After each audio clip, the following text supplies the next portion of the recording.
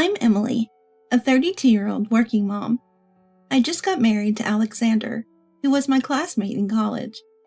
We're enjoying the honeymoon phase of our marriage. To be honest, we might be so lovey-dovey that it surprises people around us. But that's how it is. We've been through a lot before tying the knot, so it was worth the wait. Alexander, my husband, proposed to me 5 years after we graduated from college, when I was 27. We both were well-adjusted to adult life, and the timing felt just right. Of course, I had no reason to say no. Sure, let's get married. When I accepted his proposal right away, Alexander seemed shocked. Are you sure? You're really going to marry me? Why wouldn't I? We've been dating for 7 years. Did you really think I'd say no now? Well, yeah, but still, as a guy, it's nerve-wracking. What if you had turned me down? You do have a cute side. There's no way I'd say no. In fact, I've been waiting for this moment for a long time. With that, I lunged into Alexander's arms, and he hugged me back gently. You'd think a couple so in love would get married right away. But it wasn't that simple. The reason it took 5 years from the proposal to the wedding was largely due to Alexander's mom, my future mother-in-law, Isabella. I absolutely oppose this marriage. There's no way Alexander should get married. I won't allow it. When we went to Alexander's family home to announce our engagement, Isabella vehemently opposed it. She didn't have a specific reason. She simply loved her son too much and didn't want to lose him to another woman. Mom, it's not up to you to allow or disallow this.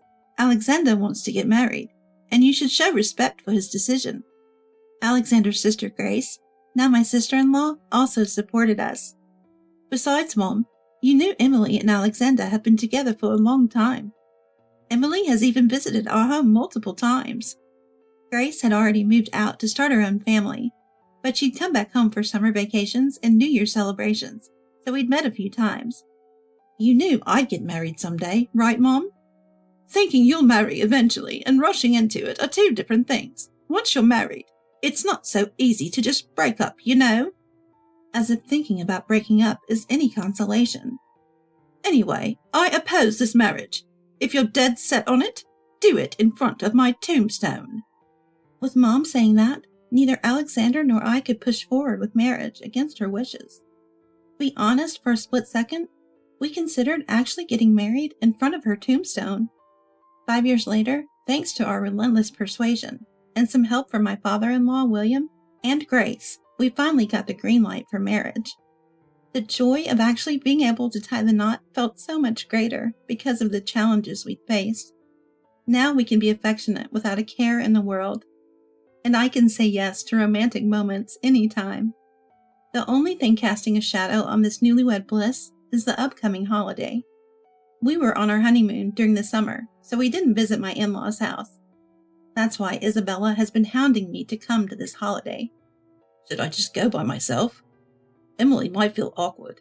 How about we say we're each going to our own parents' houses for the holidays? Alexander offers a solution, but it would likely provoke Isabella. No, it's fine. Isabella finally approved of our marriage, so I think she's accepted me. Plus, we'll have William and Grace there. So we decided to visit my in-laws' house together. The road to marriage had its hurdles, but now I'm a part of this family. I was hopeful that Isabella and I would finally get along. That was naive of me. The moment we arrived at the in-laws' house, it became clear. As we reached the entrance, Isabella came out specifically to greet Alexander. Ah, Alexander, welcome back. Come on in. Isabella takes Alexander's hand and welcomes him inside. I try to follow through the entrance. The door abruptly slams shut right in front of my face. What? Stunned, I stand there. Was I just locked out? After a moment, the door reopens. Sorry about that. Didn't notice you. I didn't expect you to be together. Isabella offers an awkward smile. She probably got scolded by Alexander inside. I get the feeling Isabella only agreed to this marriage because she was pressured by others. She doesn't truly accept me, and it brings me down. I bet this long weekend is going to be filled with similar situations. It's going to be tough. Sadly, my hunch was right on the money. It seems Isabella decided to turn me into her personal punching bag as a trade-off for consenting to the marriage. She's been pulling every passive-aggressive trick in the book on me. First, she tries to dump house chores on me. Emily, could you please take care of weeding the garden? After that, you can tidy up the barn. But Alexander jumps in before I even get a chance to reply. Do we really need to weed? Why not just use some weed killer later? We just got here. Don't make her work. And what's this about tidying the barn? How's she supposed to know where things go when she never even goes in there? When that fails, she resorts to belittling my family. We recently received a gift from Emily's family. I'm not one to complain about gifts, but it didn't really suit my taste. Their sense of giving is somewhat off. This time, William comes to my defense. Didn't suit your taste? You ate it all up. Even took my share. Quite bold of you to say that after the fact. Yet Isabella's campaign of petty annoyances doesn't end there. When Grace comes over with her kids, she starts making digs about children. I wonder when Alexander's child will be born. You know they say if a couple doesn't have kids in 3 years, it leads to divorce. Grace laughs it off. Come on, Mom. Alexander and Emily are still newlyweds. They've been married less than a year. If they had a child now, it'd be a shotgun wedding. Even at dinner, Isabella keeps up her attempts to make me uncomfortable. We order steak for delivery, but my order is the only one missing a salad. Mom, what's going on? Are you trying to single out Emily? I've been noticing you picking on her. Are you actually trying to make her uncomfortable? Grace confronts Isabella, visibly irritated, so I quickly chime in. No, it's fine. I asked Isabella to leave it out. I'm not big on veggies. The truth is, I have no problem with vegetables, but it's a little white lie to keep the peace. Really? Well, if that's the case. My intervention cools Grace down. I wish Isabella would understand that I'm doing my best here. I just wish she'd see my kindness. That's how the night went. Late into the evening, when everyone was relaxed, Isabella spoke to me. Emily, go ahead and take a shower. You're the last one. Ah, okay. I've cleaned the floor since everyone's been in there. I've also added some aromatherapy, so take your time. Thank you so much. I was touched. It seemed that Isabella had finally accepted me because I had defended her earlier over the salad incident. I felt relieved. My earlier act of consideration had not been in vain. From now on, Isabella probably wouldn't harass me over trivial matters. Feeling elated, I hummed a tune on my way to the bathroom.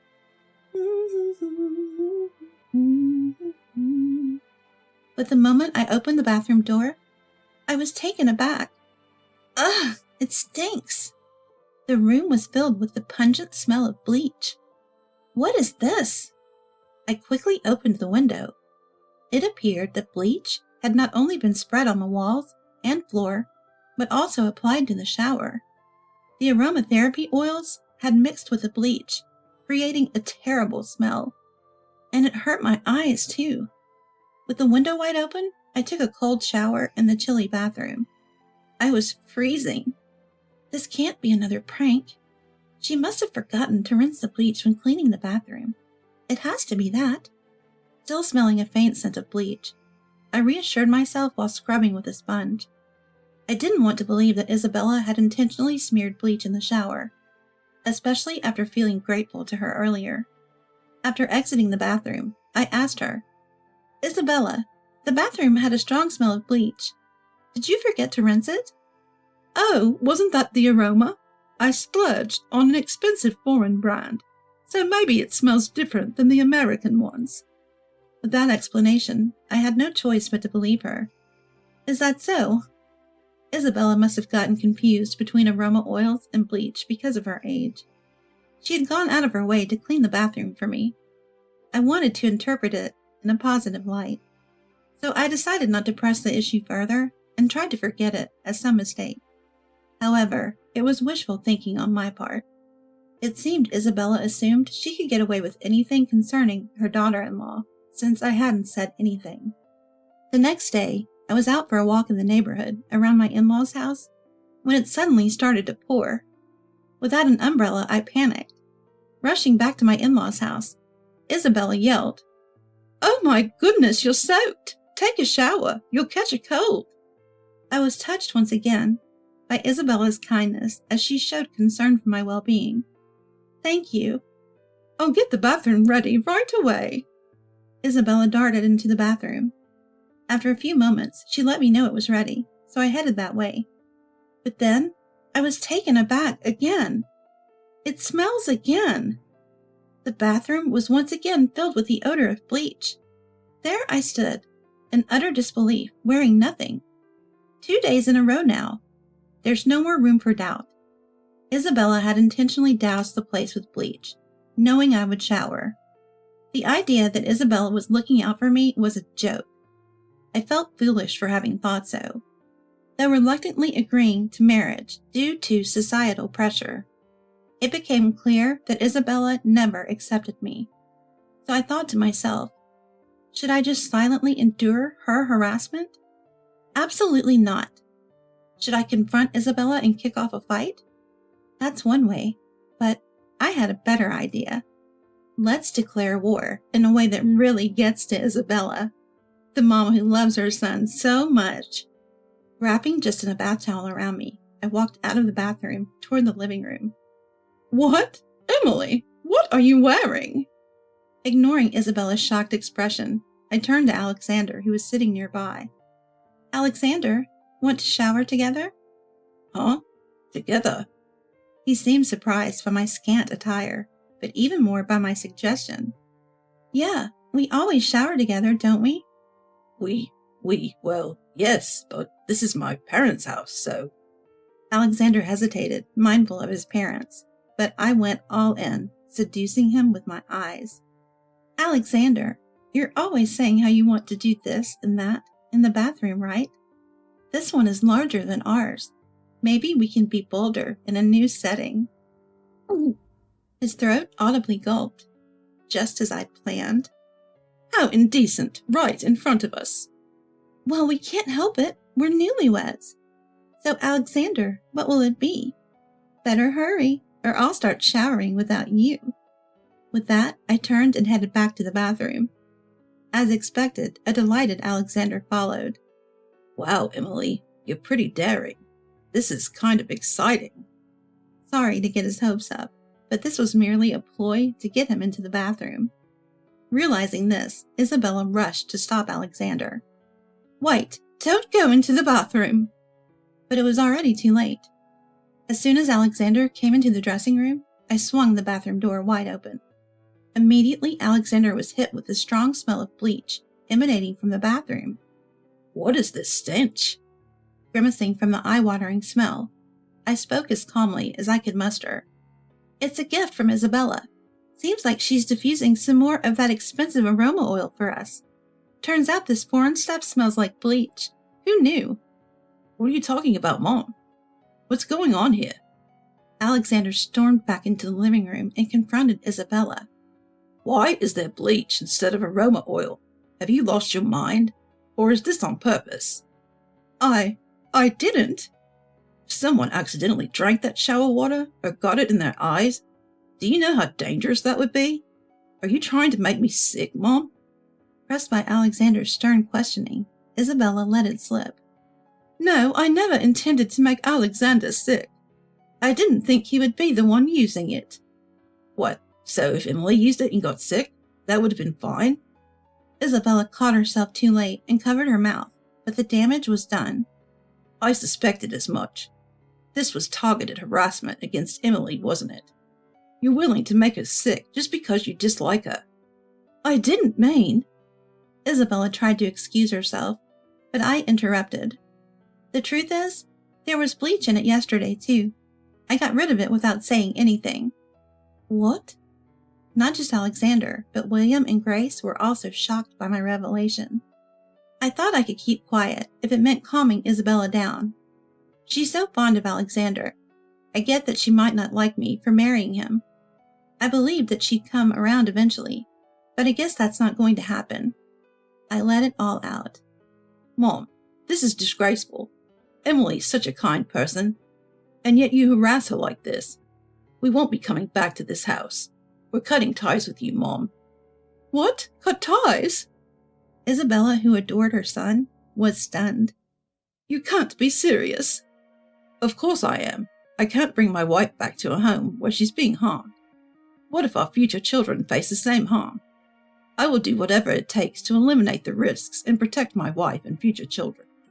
At Alexander's firm words, Isabella was thrown into confusion. Please forgive me. It was just a lapse in judgment. I promise I won't do it again. Isabella offered a deep apology, but her husband wasn't showing signs of forgiveness. Continuing from where we left off, Grace spoke directly to Isabella. Listen, I'm also done coming back here. I've got my own husband and kids to protect. Mom, do you realize what you did could have been criminal? Emily's okay, thankfully.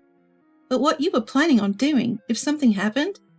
I don't want my children to see their grandmother acting so irresponsibly towards someone she despises. What? You too? I'm sorry. Isabella apologized again, even more sincerely. Hey, take responsibility for your own actions, said William, who had been silent all this time. If you end up estranged from your children, you've got no one to blame but yourself. You've given me a lot to rethink about our life together. What? Not you too? Isabella was completely taken aback. William's comment about reconsidering their life together likely included considering a divorce at this stage of their lives. If a longtime housewife like Isabella got divorced, she would find herself in a financially unsustainable position. Oh, please forgive me. I'll do anything. Just don't leave me. Isabella clung to William. First, clean that bathroom. Angrily, Isabella rushed into the bathroom. After a while, a scream was heard from Isabella. Ah! My eyes hurt. It stinks. Grace muttered. She could just ventilate the room, but the kindness to advise Isabella seemed to have vanished from Grace's heart. I'm sorry, Emily. I apologize on behalf of my wife. William apologized to me. It's not your fault, William. Are you really considering divorce? Well, I had to be harsh. I'll keep a close eye on Isabella so she doesn't cause any more trouble for you and others. He reassured me. I couldn't help but smile. Thank you. Afterward, Isabella couldn't see her children or grandchildren and led a lonely life. There was no issue in our relationship with William, as we continued to invite him over. Isabella wanted to join him, but she gave up after he warned her that causing any more trouble would lead to divorce. As for Alexander and me, our lives were as loving as ever. Speaking of which, we developed a new signal between us. Whenever we felt like having some intimate time in the bathroom, one of us would just say, "Did you check for any bleach in the bathroom?" Of course, there's no bleach. Then it's a quick transition to quality shower time together. Kind of like our own private bath time version of a yes-no pillow. As for what we actually do in there, well, that's a secret.